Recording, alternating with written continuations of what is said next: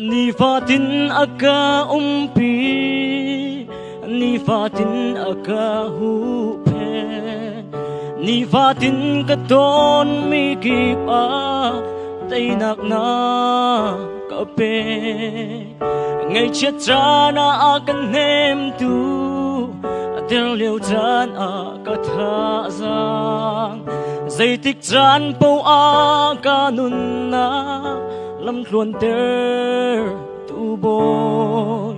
boy pa nang he tri anuam dây tích ngân căn cờ tác lại lâu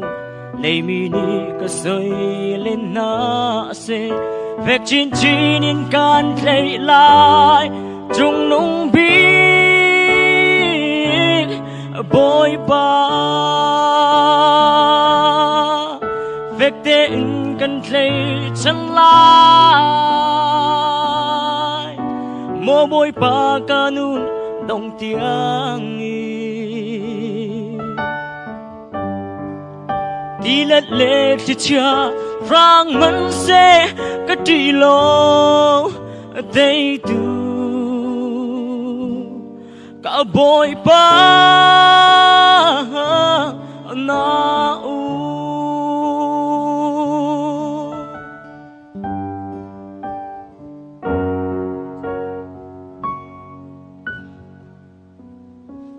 ngày chết cha na akan nem tu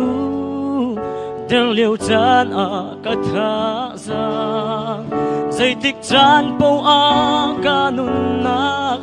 lam luồn ter tu boy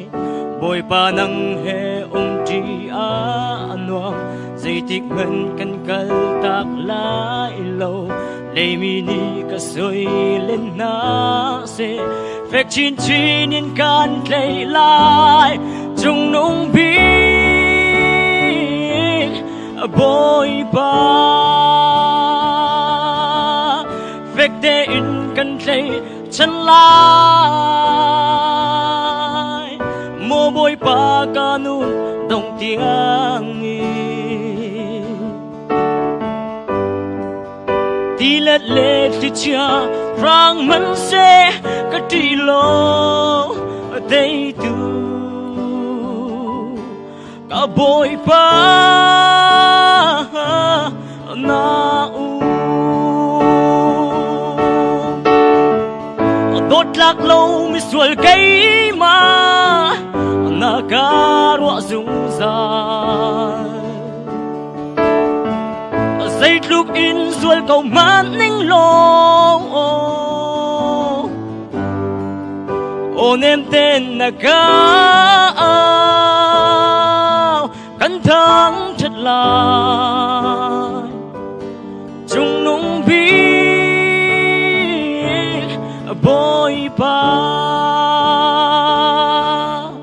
phép tên cần lấy chân lá mô bôi pa kanun đồng tiếng đi lết lết thì cha rang mân xe cái trì lô đây tu cả bôi pa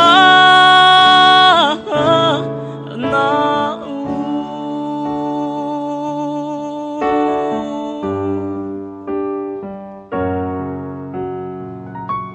Cái lúm